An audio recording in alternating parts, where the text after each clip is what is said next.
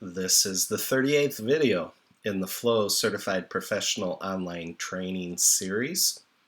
We're going to go through the second half of the AHA curve and how you do that for transformation. And we're also going to go through the other two lenses for product and organization. We went through the first two lenses, individual and team, in part A of these two videos. As I mentioned, we'll be going through product, and that includes program, process, line management, and business owners, and so on. We're going to go through the organizational part of the AHA curve as well through that lens, so that's portfolio level up through to the C-suite. And we're going to look at how to use the AHA curve to measure team progress towards sustainable high performance. Guys, you can use these in your retrospectives, and this is a really powerful tool in the retrospectives. The other tool that we use in retrospectives is the flow friction analysis. And so we tend to do that in one of the early retrospectives, and we also try to get this early on as well because it gives us baselines against which we can measure over a longer period of time. And just a reminder, you can't transform just one lens like team without touching the other three, individual, product, or organization.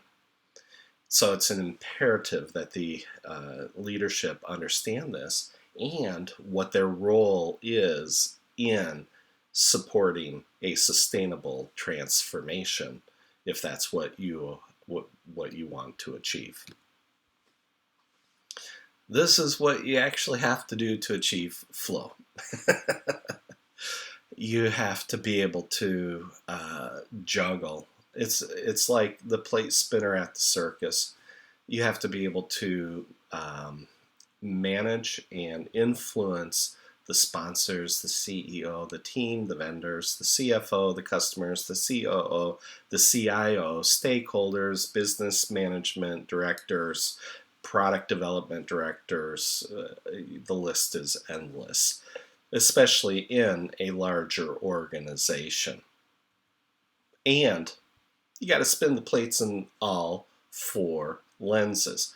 So for the individual, in order to keep things spinning, use a personal Kanban board. That's simply a blue T taped on your desk with doing and done.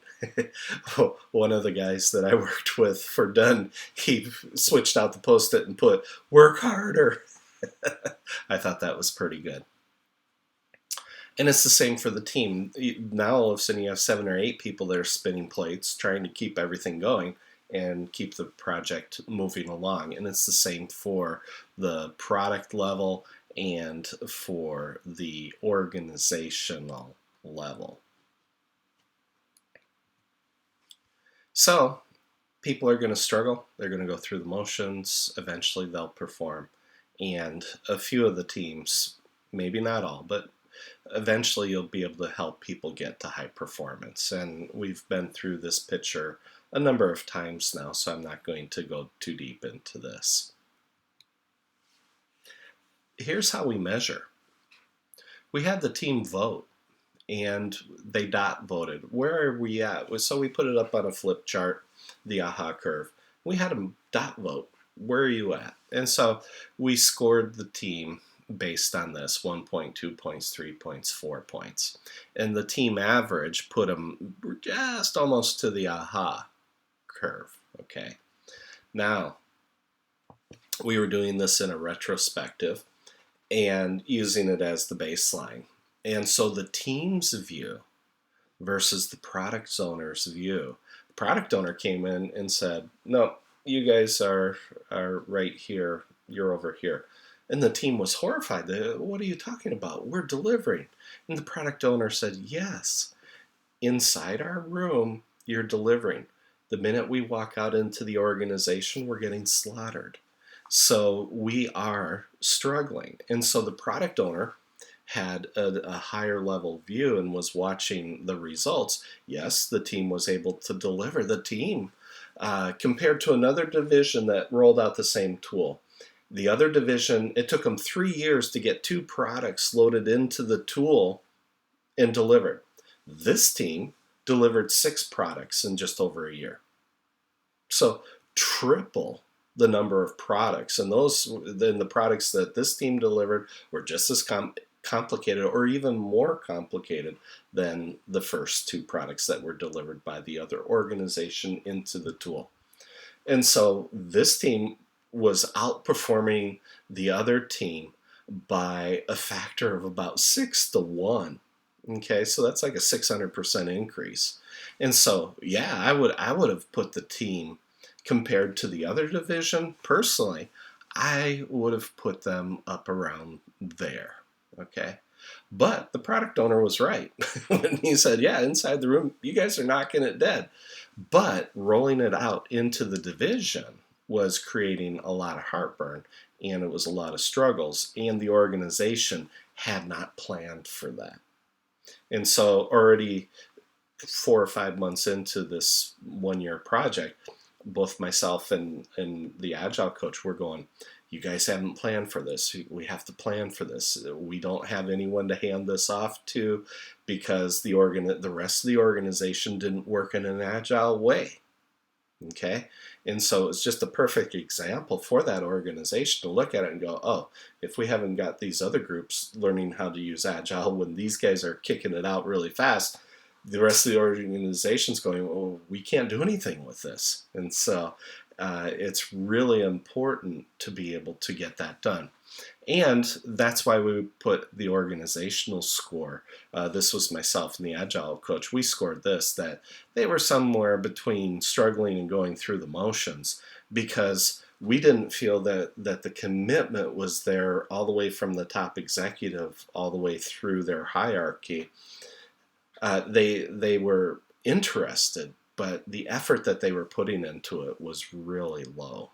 So this is a way that you can use this. And then with the team in the retrospective, in order to improve, it's like, okay, what can we do as a team in order to change the situation? And so you take this picture. At first, we were doing both the friction analysis and the AHA curve. We were doing them on a monthly basis. And then we started doing them on a quarterly basis as the teams got into their rhythms. And again, you can't change one lens without impacting the other 3. And I just want to drive that point home again, because it's really important to understand that. And for any of you Agilists who are purists out there who believe that you can drive the Queen Mary from the boiler room and only do change down here at the team and individual levels, you're not going to win the political wars that are going on over in the other half on the right hand side of these 2 boxes. You're just going to get your lunch handed to you. Okay, you're not going to make it.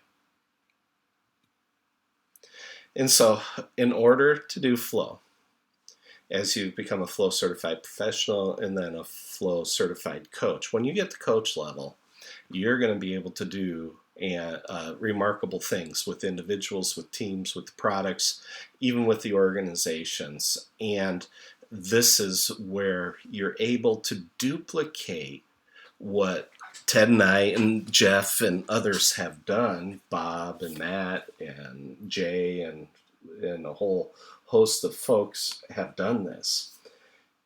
When you're able to take it out of the book and duplicate it and do this, that's when you're actually going to become someone who can duplicate the results and duplicate over and over and over again remarkable results. And that's how you become a flow superhero.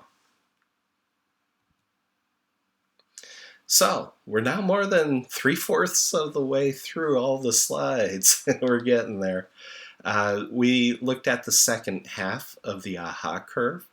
We looked at the product box, or the lens, and we looked at the organization lens. And we showed you how you can use the AHA curve. You take a baseline picture and then you take additional pictures. You use it in the retrospectives. And just a reminder, you can't touch one box without touching the other three.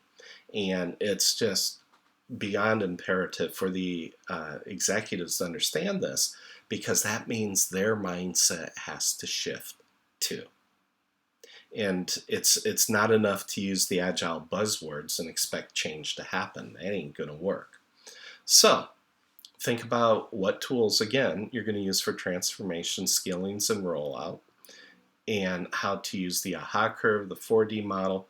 And we haven't gotten into team health checks. We're going to show that in some of the other videos, and we go through that again in the FCC training as well for the Flow Certified Coach. So these are really vital for retrospectives in the product development process. And then for the organization, you need this feedback from the teams, hopefully coming back to you in a one-thing format. And so it's really important for the leadership to be able to go, okay, I've got 18 teams. I just got 18 one things. I can group them into 4 groups. And if we do this one thing, it will impact all the teams in a positive way that will give them the additional support they need to not only succeed, but to deliver those remarkable results that the executives want to achieve.